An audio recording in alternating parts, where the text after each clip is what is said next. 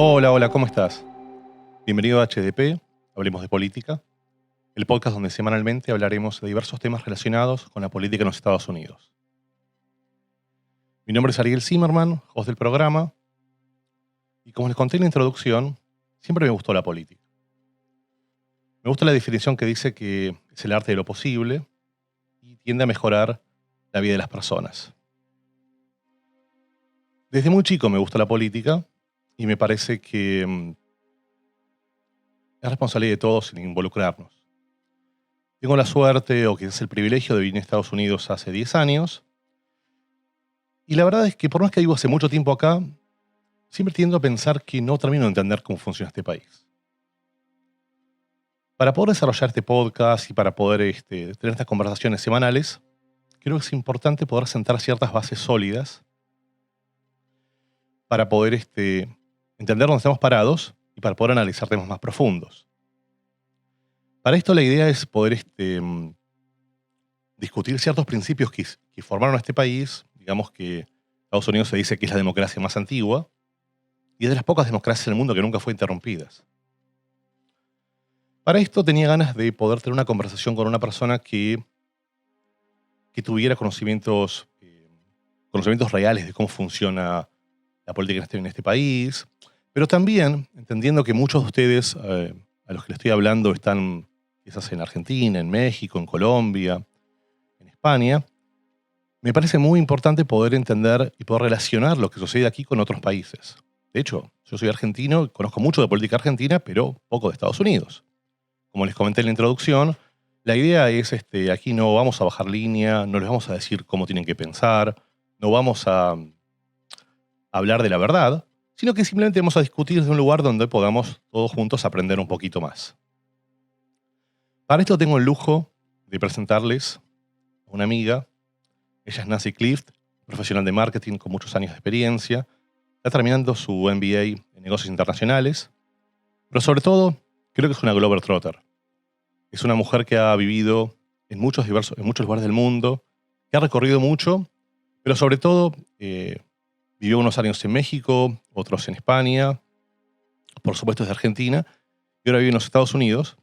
Y creo que la visión de Nancy es una visión terrenal, es una visión real, es una perspectiva de una persona que ha vivido en muchos lugares y que ha sabido entender cómo funcionan las diversas sociedades. La idea un poco de este programa es poder discutir un poquito de política y entender cómo funciona el gobierno de los Estados Unidos. Bienvenida, Nan.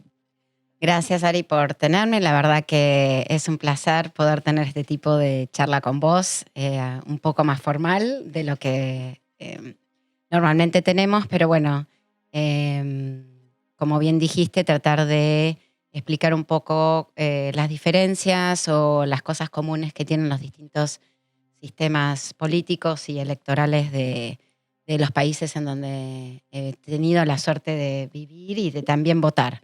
Así que, bueno, acá estoy.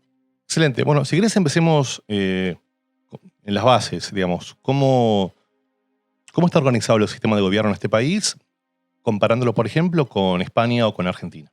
Ok. Entonces, Estados Unidos es una república federal constitucional. ¿Qué significa eso? Significa que está dividida en estados que están reguladas por una constitución. Porque, por ejemplo, España es una monarquía parlamentaria constitucional. Siguen teniendo rey, tienen las cámaras, o sea, Parlamento, Congreso y Senado, y también tienen una constitución. Y Argentina es una república presidencial. O sea que vemos que se le da distinto énfasis al Ejecutivo y a los estados o las provincias. ¿Por qué Estados Unidos decide que la figura federal es más importante? Porque ellos consideraban al monarca el Ejecutivo. Y entonces, como se separaron del rey de Inglaterra, lo que querían asegurarse es que nunca más iban a tener un tirano o un monarca que les iba a decir qué tenían que hacer. Entonces, la Constitución y el sistema americano pone mucho énfasis en darle poder a los distintos estados en autorregularse, porque venían de eso, ¿no? En Argentina no tuvimos tanto esa revolución, o sea, si bien cortamos lazos con España, no es que odiábamos al rey español, sino que para nosotros en Buenos Aires, que éramos el último punto dentro del virreinato del Río de la Plata, las mercaderías y todo venía por Lima, no venían barcos directamente de España a Argentina. Entonces siempre nos quedaba lo último, lo peor, y hacíamos mucho comercio ilegal con Inglaterra. Entonces no odiábamos al rey, sino que odiábamos el sistema que habían impuesto y le habían puesto a Buenos Aires y Argentina como ser el último punto dentro del virreinato. Por eso es que las provincias del norte de Argentina, como Salta y Tucumán, tenían grandes poblaciones y eran mucho más ricas que Buenos Aires. Buenos Aires era constantemente atacada por los indios, tuvimos que refundarla como 7 veces. Entonces, bueno, es un poco. Y España, bueno, España decidió, el problema con España fue Franco. Cuando Franco muere, menos mal que muere, porque si no hubiesen seguido con el autoritarismo dentro de España, al morir Franco, el rey queda como el único que negoció la transición del autoritarismo a la democracia. Entonces, por eso es que mantuvieron y mantienen la monarquía, y les vino bien a los españoles mantener la monarquía en la transición de vuelta a la democracia, ¿no? Contame una cosa. Pensando en Argentina, en México, por lo general, digamos, si bien son países muy grandes, la realidad es que hay un dicho que se dice que Dios está en todos lados, pero opera en Buenos Aires. Eso podría funcionar exactamente igual para México. México es un país enorme, hermoso, pero casi todo sucede en el Distrito Federal. Sin embargo, Estados Unidos es un país realmente más federal. Es decir, realmente, digamos, hay diversos lugares, hay diversos estados donde suceden cosas. ¿Vos crees que esto está basado en la fundación de Estados Unidos como país o por qué crees que sucede? Sí. El hecho de que, por ejemplo, tu vida en un estado republicano, porque, a ver, expliquemos esto. Estados Unidos tiene el Congreso, ¿no? La Casa de Representantes, tiene el Senado, tiene el Poder Ejecutivo, que es el presidente, ¿no? Y su gabinete. Y los estados, a su vez, también tienen sus legislaturas. Tienen un Senado, tienen una Casa de Representantes, o sea, dentro de los estados. Y en definitiva, si bien hay leyes federales, hay muchas leyes, y como Estados Unidos tiene, el sistema judicial es bajo common law, ¿no? No es un Senado que baja y dice, cada vez que vos estaciones el auto, esto es lo que tiene que pasar. Y estas son las leyes que regulan el estacionamiento de autos. En Estados Unidos, vos estacionás el auto, un vecino se queja, te lleva a corte, y el juez, en el caso, decide, bueno, de ahora en más, lo que a mí me parece es que cuando vos estaciones el auto enfrente de la casa de un ciudadano privado, esto es lo que las leyes o esto es lo que a mí me parece que tiene que pasar. Y vos después, cada vez que quieran estacionar el auto enfrente de la casa de alguien, podés usar ese precedente como que es la ley activa. Entonces, common law es diferente en que, si bien la Constitución es the law of the land, ¿no? Es la que regula todas las leyes debajo, o sea, ninguna ley que usemos en el día a día puede estar en contra de una ley constitucional, ¿no? Y esos son los casos que van a la Corte Suprema, ¿no? A discutirse. Pero en el caso de Argentina y de España, vos tenés un código civil. ¿Qué quiere decir? Todo está incluido dentro de ese código. Exactamente, la ley número 900.901 habla específicamente de cómo estacionar el auto frente a la casa de una persona privada. Entonces, es más inflexible el sistema de código civil que el de common law. El common law es que las leyes y las interpretaciones van cambiando a medida que la población va creciendo y van teniendo cosas diferentes, ¿no? Pero sí, tenés razón. En México, si bien también se llama Estados Unidos de México, o mexicanos, Estados Unidos mexicanos, eh, eh, los estados dependen mucho del Ejecutivo. No es como acá donde, bueno, parte de lo que está pasando ahora con el tema del censo es muy importante acá en Estados Unidos porque todas las, todo el dinero que reparte el gobierno federal en los estados depende de cuánta gente vive en cada estado. Entonces es muy importante que aunque no puedas votar, aunque seas ilegal, aunque, no sé, te esté buscando tu exmujer, contestes las preguntas del censo y te cuenten a vos y a tus hijos, porque todo ese dinero federal se divide en base a los números del censo y es cada 10 años. O sea, que si no te contaron ahora, durante 10 años no va a haber dinero que vaya a tu comunidad, a tu colegio, a las cortes, a todos los programas federales dependen de los números del censo. Vos sabés que una de las cosas que pasa en nuestros países, en Argentina, en México y creo que en España también, es que siempre se habla en política, se relaciona la política global del país y siempre se habla son países muy presidencialistas, donde claramente viene todo de arriba hacia abajo y por eso es que la elección a presidente es tan importante. Sin embargo, hay un mito urbano, que no sé si es cierto, pero me vas a contar, que tiene que ver con que en Estados Unidos es mucho más relevante la política local que la política nacional. Es decir, si nosotros aquí salimos y empezamos a preguntarle a las personas qué les afecta más a su vida, qué les impacta más en el día a día, si el intendente de este condado, el alcalde de la ciudad o el presidente del país. ¿Esto lo ves cierto? Digamos, pensemos un poquito hacia 8 años atrás. Digamos, entiendo que hoy en este momento en este país la situación es diferente. Tenemos un presidente que es muy público, tiene una presencia muy importante y que está hablando mucho de eso. Pero situémonos hace 10 años atrás, si querés, en la presidencia de Obama. ¿Vos creés que era más relevante la política local que la nacional? ¿O la política local no importaba y la nacional era la más relevante, como sucede en Argentina, en México y quiero entender en España también? Sí. Mira, acá en Estados Unidos el presidente es importante ¿en qué? En la imagen y en la ideología más general y en la imagen que va a tener el país por fuera. Pero tenés razón en que las elecciones locales, ¿quién es tu gobernador y quiénes tienen la mayoría en tu Senado estatal? Es más importante que quién está en la presidencia. ¿En qué?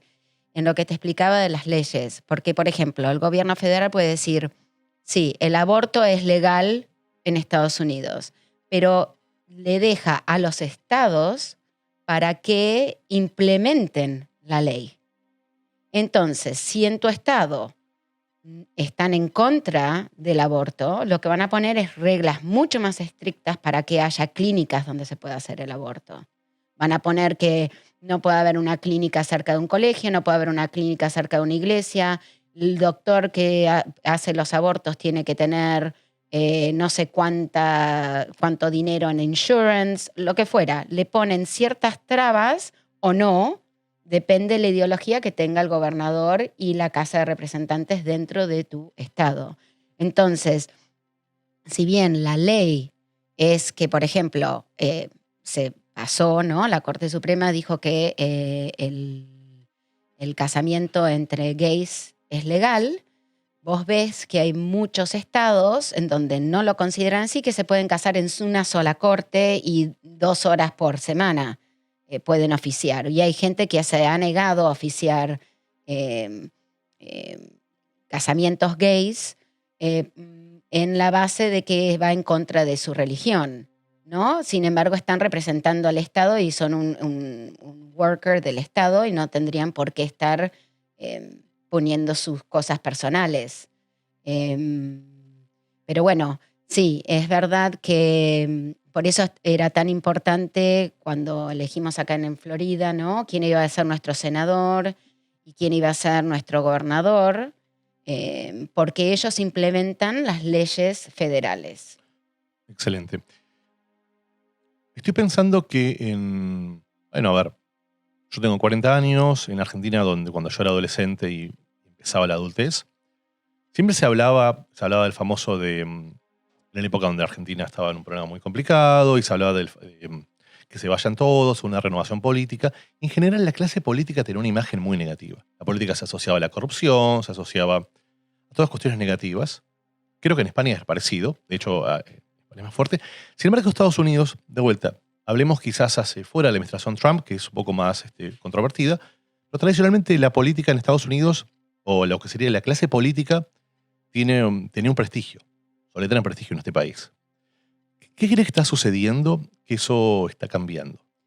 Bueno, yo creo que a partir del social media, ¿no? De la revolución esta de que tenemos la información accesible, o sea, y todo lo que hiciste durante tu vida, en menos de 2 segundos tenés la respuesta en tu teléfono.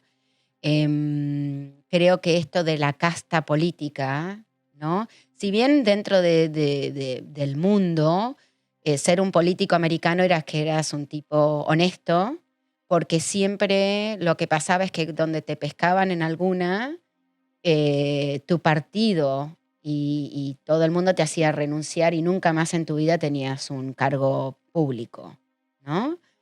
En eso Estados Unidos era muy estricto, ¿no? En mantener ese concepto de que, bueno, eran una casta pura. Pero bueno, con todo esto de la información te das cuenta que yo siempre digo que sería mucho más real que los senadores y los representantes tuviesen como los que manejan Fórmula 1, que tienen los escuditos de quienes los sponsorean, para saber quiénes realmente están detrás de las decisiones de toda esta gente, ¿no? Entonces, y sería mucho más transparente, creo yo, saber, bueno, que fulano de tal no va a votar tal ley porque, claro, el que le paga la campaña es...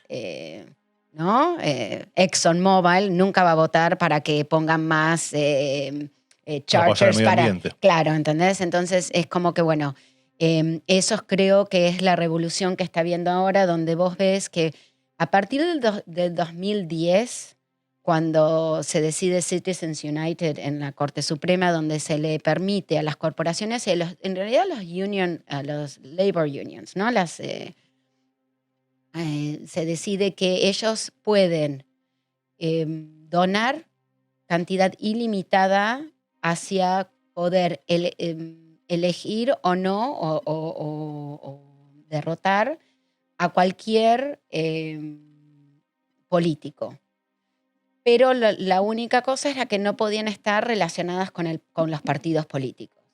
Entonces vos ves en estos ads, ¿no? En contra, ponele de Gillum, era el PAC for Americans for Union, y no es del Partido Republicano, pero es gente que estaba en contra de los demócratas, que puede invertir billones de dólares sin tener que poner quién lo está mandando, quién es o lo que fuera. Entonces, cuando vos sos un candidato político, cada donación que te dan tenés que poner quién te la donó y tienen un máximo que vos podés recoger. En el caso de individuos. Claro, individualmente.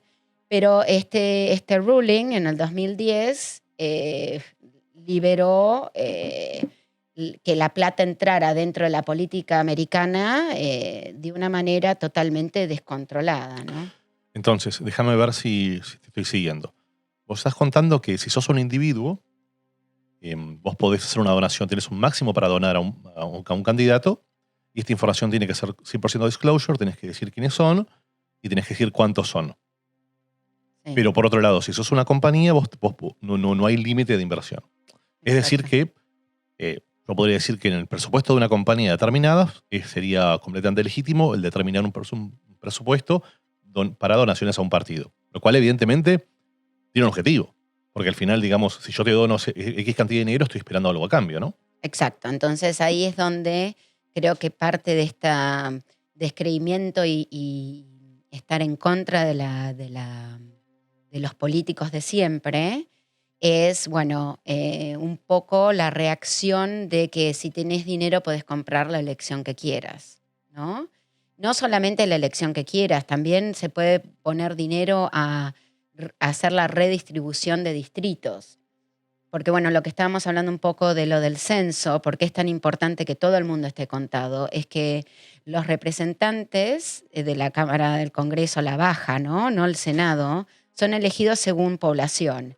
Y vos tenés, y no es que Florida, porque tiene 3 millones, van X cantidad de representantes. Están designados geográficamente los distritos de cada uno de los representantes que va a ir por Florida. Entonces, ¿qué hicieron los republicanos? Iban a las cortes estatales y decían, bueno, nosotros queremos que el distrito para el representante número 5 de Florida sea de esta calle a esta calle, porque veían en el data, ¿no?, de los que iban a votar, quiénes votaban republicano y quiénes votaban demócrata, y elegían a todos los donde estaba la concentración más grande de republicanos para asegurarse que ese representante iba a ser republicano todas las veces que se votara. Y eso lo inventó un tal Jerry, y se llama gerrymandering, ¿no? Entonces es algo que ahora, después de que Obama fue elegido, Obama está metido en esto de ir a las cortes y apelar esta redistribución de los distritos. Pero bueno, que en base también a la población es que se eligen los escaños de los electores, que son los que eligen el presidente en Estados Unidos. En Estados Unidos no es como ni en España ni en Argentina, donde el electorado elige directamente al presidente, ¿eh? Acá en Estados Unidos tenés el colegio electoral.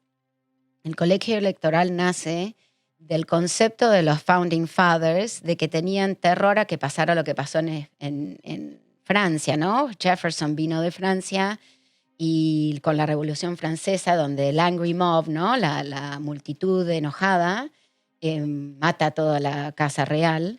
Y entonces querían, bueno, que nadie pudiera confundir al electorado o ponerlo todos en contra y que se generara una revolución francesa acá en Estados Unidos. Entonces, para generar un buffer, ¿no?, un espacio in between, entonces lo que vos haces cuando votás para la elección presidencial es elegir electores que van de tu estado al el Congreso electoral, ¿no?, que después en el primer miércoles de diciembre, y ellos son los que eligen al presidente y el vicepresidente. Entonces, ¿qué pasó? Los los Founding Fathers pensaron que, bueno, que nunca nadie va a ganar la cantidad de electores suficientes para elegir, ¿no? Necesitas 270 electores. Y como no había el sistema de partido todavía, pensaron que nunca nadie iba a ganar los 270 para elegir automáticamente y que ellos eventualmente en el Congreso iban a ser los que iban a decidir quién iba a ser presidente y vicepresidente. Pero eso nunca pasó en la historia de Estados Unidos. Entonces, bueno, por eso es que... A ver, te interrumpo un segundo para entender un poco. Entonces, la diferencia que hay entre España, Argentina, casi todos los países de Latinoamérica, Estados Unidos, es que en España, en Argentina, existe el voto directo. Es decir, la persona que sale, digamos, el candidato que recibe la mayor cantidad de votos es quien termina siendo presidente. Hay algunas salvedades, existe en el caso de Argentina el tema de necesitas tener una mayoría determinada, arriba del 45%, pero fuera de las especificaciones de cada país, conceptualmente quien recibe más votos es quien es presidente. O sea, el presidente refleja el voto popular. Ujú. Sin embargo, por lo que estás diciendo aquí en Estados Unidos, el voto popular no necesariamente refleja al presidente, sino el presidente recibe, es electo en función de la mayor cantidad de electores que tuvo. Exacto. Y según también entiendo, los electores se definen por algo que se llama winner takes all, ¿no? Sí, hay, bueno, casi todos los estados, como eso no se previó, ¿no? Los Founding Fathers nunca pensaron que iba a ser la puja entre, ¿no?, dos partidos. Entonces, el tema de los estados es, hay algunos estados donde se está votando ahora, por eso es importante los votos estatales y que ganes las dos cámaras, porque entonces puedes pasar estas reglas en donde que sea proporcional a los votos que sacó cada... O sea, que si hay 29, por ejemplo, Florida tiene 29 votos electorales. En esta última elección no perdieron los demócratas, por tanto, pero sin embargo, porque ganaron los republicanos, se llevaron los 29 votos. ¿Ok? Entonces, lo que hay, por ejemplo, en Vermont, en distintos estados, es que, los republicanos ganaron 47%, los demócratas ganaron 45%, uno se lleva 13 electores, el otro se lleva 11 y los independientes se llevan 2. O sea, hacerlo proporcional al voto popular. Porque, bueno, todos sabemos que Hillary ganó por 3 millones el voto popular y, sin embargo, perdió las elecciones. Bueno, cuando sucedió esto, la percepción de vuelta de quienes venimos de otro país es, esto es injusto. Porque al final, digamos, si vos recibís más votos, debieras tenerlo. Pero conceptualmente, creo que la idea, como explicabas recién, era que la idea era que si vos tenés estados, por ejemplo, los estados de las costas, que son los estados más poblados, donde mayor población hay, sino siempre se elegirían candidatos que salieran de ahí. Lo que me viene a la mente es los electores que, digamos que en la Florida salen 29 electores. Esas 29 personas, ¿están obligadas a votar por el partido que fueron electos o tienen la capacidad de poder cambiar su voto? Supuestamente podrían cambiar su voto, pero no ha pasado nunca en la historia de Estados Unidos. Que no votaran o por conciencia no votaran con el partido que los lleva. Porque al ganar vos, los 29 son del Partido Republicano. O sea, dentro de los partidos tenés quiénes van a ser los electores. Y van los de tu partido. No hay demócratas que vayan de esos 29. No es que eligen mitad y mitad y después tienen que votar con quién ganó. Cada partido que gana en el estado manda a sus electores a este congreso electoral que pasa en el primer miércoles de diciembre. Que, a ver, otra vez vamos al tema de lo que era contar la gente que estaba en cada estado. ¿Cómo se decide cuántos electores van por cada estado? Y es en base a la población. Pero es todavía más triste la historia esta, porque ¿qué pasaba? El principio de este sistema federal de Estados Unidos estaba que, había estados donde vivían muchos esclavos, como Virginia. Sí. Tenían como 200.000 esclavos en Virginia, porque con el tema del tabaco, ¿no? Virginia tenía muchísimos esclavos.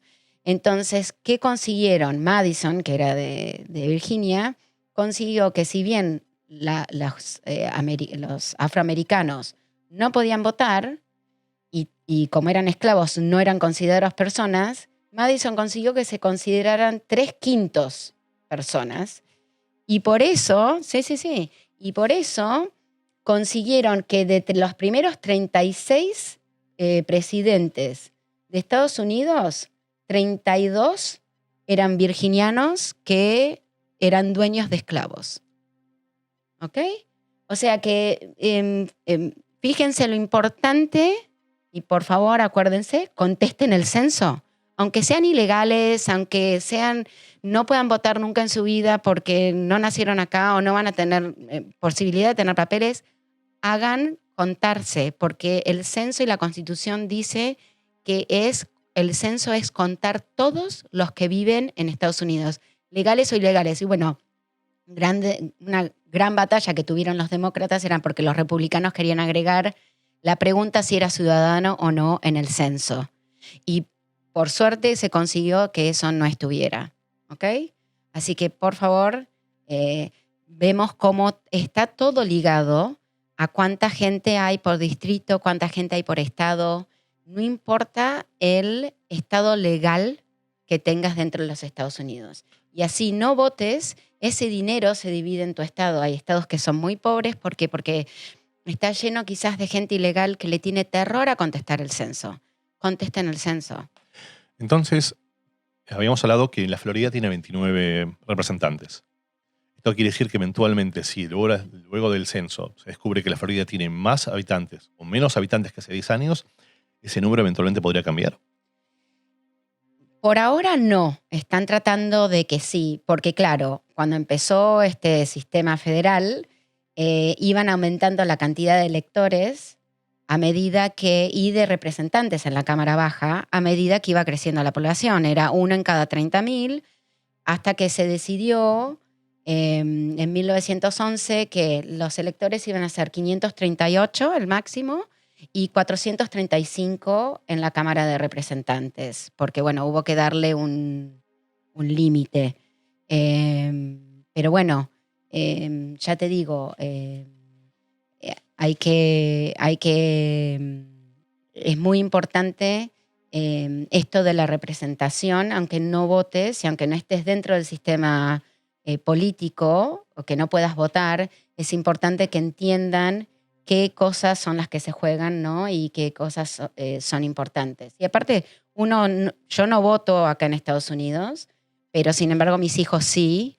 Y para mí es tan importante, ¿no? Poder ser representados y tener representación en cualquier país donde estés viviendo, ¿no? No, claramente. Además, la realidad es que la precisión en los censos ayuda no solamente a una distribución económica, pero también a una distribución social, la capacidad de los estados de poder ayudar un poquito más a las personas, entender qué están pasando, dónde están viviendo, cómo distribuir eventualmente escuelas, cómo distribuir universidades, cómo distribuir digamos, los recursos en general que tienen los estados o que tiene el país hacia cada uno de esos estados. Esa es la famosa coparticipación, que es la capacidad justamente de poder, como hablamos al principio, de cómo utilizamos la política como herramienta para cambiar y para mejorar la vida de las personas. Sí, Bueno, totalmente de acuerdo. excelente, buenísimo, Nancy. La verdad te agradezco mucho, creo que ha sido súper clara. Y bueno, no va a ser la última vez que vas a venir acá, seguramente. Te agradezco mucho y bueno, a vos que estás escuchando, ojalá que te haya interesado el programa, ojalá que hayas aprendido un poquito más. Yo seguramente lo hice. Y bueno, espero la semana siguiente para poder seguir hablando de política. Muchas gracias. Adiós.